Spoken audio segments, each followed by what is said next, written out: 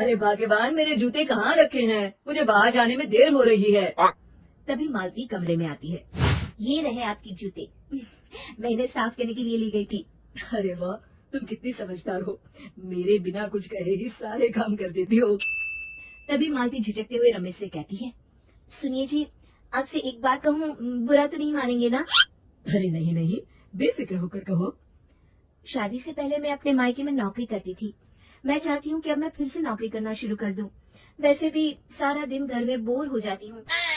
देखो मालती, तुम्हारे नौकरी करने से मुझे कोई एतराज नहीं है, लेकिन तुम्हें एक बात बता दूं, हमारे खानदान में आज तक कभी किसी औरत ने नौकरी नहीं की। फिर भी एक बार तुम माँ से पूछ कर देखो, अगर वो तुम्हें नौकरी करने की इजाजत दे देती है तो अच्छी बात है। रमेश वहाँ से चला जाता है। फिर उसी शाम मालती अपनी सास के पैर दबा रही होती है। तभी उसकी सास मालती से कहती है, अरे क्या बात है बहू, आज तो ठीक तरह से मेरे पैर नहीं दबा रही, किसी ख्याल में खोई पड़ी है क्या? मैं भी तो जानूं आखिर बात क्या है।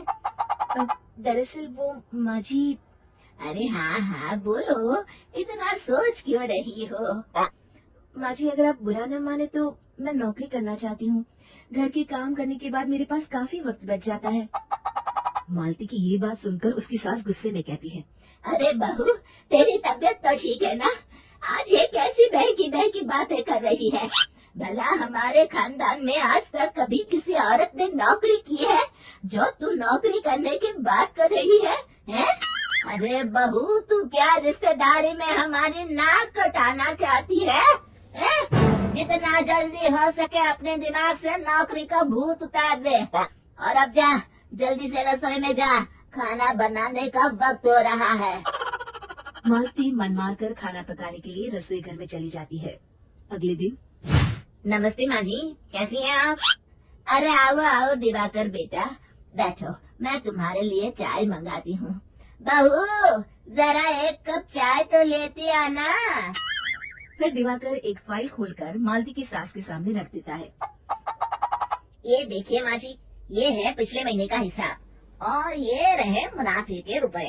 एक बार हिसाब देख लीजिए और इन कागजों पर अपने दस्तखत कर दीजिए। अरे दिवाकर बेटा, मैंने भला आज तक कभी तेरा हिसाब देखा है जो अब देखूंगी? ला बता, कहाँ दस्तखत करूँ? तभी मालती चाय लेकर वहाँ आ जाती है और अपनी सास को बिना कागजातों को पढ़े इस तरह लापरवाही से दस्तखत करते हुए देखकर हैरान रह जाती है। अच्छा माँ जी, अब मैं चलता हूँ, फैक्ट्री में बहुत काम है। फिर दिवाकर वहाँ से चला जाता है। कुछ दिनों बाद मालती बाजार में कुछ सामान खरीद रही होती है। तभी एक बूढ़ा आदमी उसे आवाज देता है, अरे मालती बेटी, कैसी हो? मुझे पहचाना? मैं तुम्हारी कंपनी में मुनीम का काम करता हूँ। हाँ चाचा जी, मैं आपको बिल्कुल पहचानती हूँ। कहिए, कैसे हैं आप? मैं तो ठीक हूँ, कंपनी में कुछ भी ठीक नहीं चल रहा, यहाँ तक कि हमें ठीक वक्त पर तनख्वाह भी नहीं मिलती। ये आप क्या कह रहे हैं? अब क्या बताऊँ, आप लोग तो कभी हिसाब किताब देखने दफ्तर आते नहीं। मेरी मानो तो एक बार आप लोग दफ्तर आकर सारा हिसाब किताब देख लो, आपको असलियत पता चल जाएगी। अच्छा बेटी, अब मैं चलता हूँ, देर हो रही है।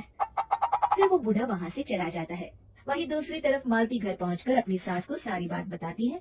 तभी वहाँ रमेश भी आ जाता है, लेकिन मालती की सास मालती की किसी भी बात पर विश्वास नहीं करती। तभी रमेश कहता है, अरे माँ, बिना आग के कभी धुआं नहीं उठता। जब मालती इतना कह रही है तो हमें एक बार दफ्तर चलकर देख लेना चाहिए। वैसे भी हम लोग काफी दिन से अपने दफ्तर नहीं गए हैं। इस तरह किसी एक आदमी के भरोसे काम छोड़ना मुझे भी ठीक नहीं लगता। अगले दिन वे सभी अपने दफ्तर पहुंचते हैं और सीधे दिवाकर के कैबिन में जाते हैं।